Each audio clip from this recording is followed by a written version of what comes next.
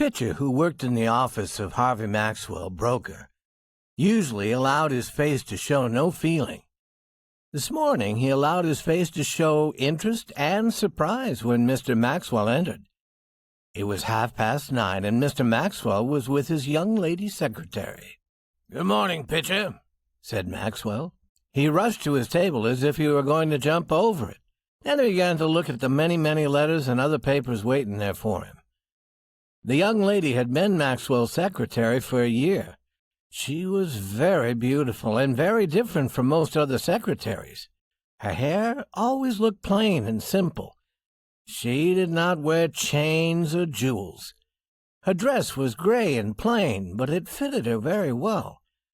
On her small black hat was the gold-green wing of a bird. On this morning she seemed to shine softly. Her eyes were dreaming, but bright. Her face was warmly colored, and her expression was happy. Pitcher watched her. There was a question about her in his mind. She was different this morning. Instead of going straight to the room where she worked, she waited. She seemed not to know what to do. Once she went over to Maxwell's table, near enough for him to see that she was there. The machine sitting at the table was no longer a man. It was a busy New York broker. "What is it? Anything?" asked Maxwell shortly. Papers lay like snow covering his table. His gray eyes looked at her as if she were another machine. "Nothing," answered the secretary, moving away with a little smile.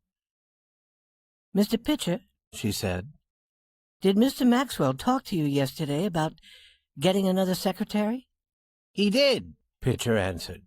"He told me to get another one. Several are coming to talk to us this morning, but it's now after 9, and not one has appeared." "I will do the work as usual," said the young lady, "until someone comes to fill the place." And she went to her table. She took off the black hat with the gold-green bird wing and put it away as usual. If you have never seen a busy New York broker on a busy day, you know little about men at work. Every minute of a broker's hour is crowded, and this day was Harvey Maxwell's busy day. Beside his table stood a machine. From this came a long, narrow, endless piece of paper bringing him business news as soon as it happened. Men began to come into the office and speak to him. Some were happy, some were not. Some were in a hurry, some were full of anger. Boys ran in and out with letters for him to read and answer at once. Pitcher's face now showed that he was alive. The other men who worked in the office jumped around like sailors during a storm. And there were storms in the business world, fearful storms. Every storm was felt in the broker's office. Maxwell moved his chair against the wall. Now he was like a dancer. He jumped from the machine to his table, to the door, and back again. In the middle of all this, he slowly realized that something had come near him. There was golden hair. There was a very large amount of it, high on a head. On top of the hair was a big hat covered with birds' wings. There was a long silver chain hanging from the neck until it nearly touched the floor, and among all these things there was a young lady. Pitcher was beside her to explain. "Lady for that job is secretary," said Pitcher. Maxwell turned half around with his hands full of letters and paper from the machine. "What job?" he asked.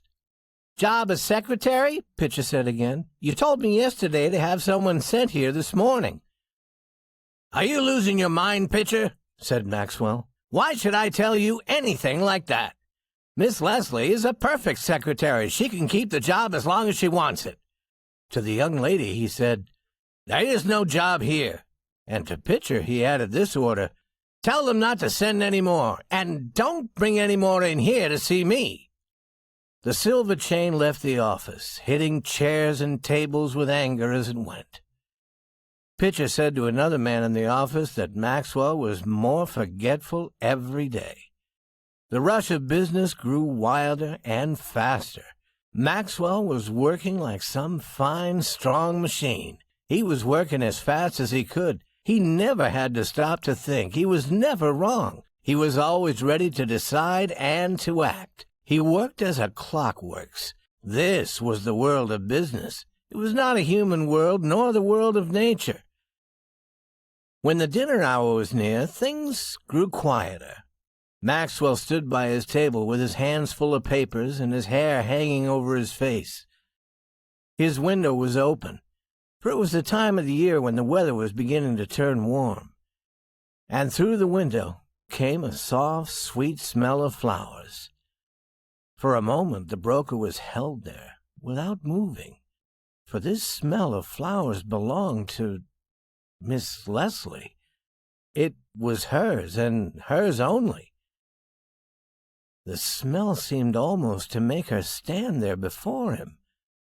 The world of business grew smaller and smaller, and she was in the next room, 20 steps away. "I'll do it now," said Maxwell half aloud. "I'll ask her now. I wonder why I didn't do it long ago." He rushed into the other room. He stopped beside the secretary. She looked up at him with a smile. Warm color came into her face, and her eyes were soft and kind. Maxwell's hands were still full of papers. "Miss Leslie," he began quickly, "I have only a moment. I want to say something in that moment. Will you be my wife? I haven't had time to make love to you in the usual way, but I really do love you. Talk quick, please. I have to get back to my work." "Oh, what are you talking about?" cried the young lady. She rose to her feet and looked at him round-eyed. "Don't you understand?" said Maxwell. "I want you to marry me. I love you, Miss Leslie. I wanted to tell you. So I took this moment when I wasn't too busy. But they're calling me now. Tell them to wait a minute, Pitcher. Won't you, Miss Leslie?" The secretary acted very strangely. At first she seemed lost in surprise. Then tears began to run from her wondering eyes, and then she smiled through her tears, and one of her arms went around the broker's neck. "I know now," she said softly. "It's this business. It has put everything else out of your head. I was afraid at first. Don't you remember, Harvey? We were married last evening at 8 in the little church around the corner.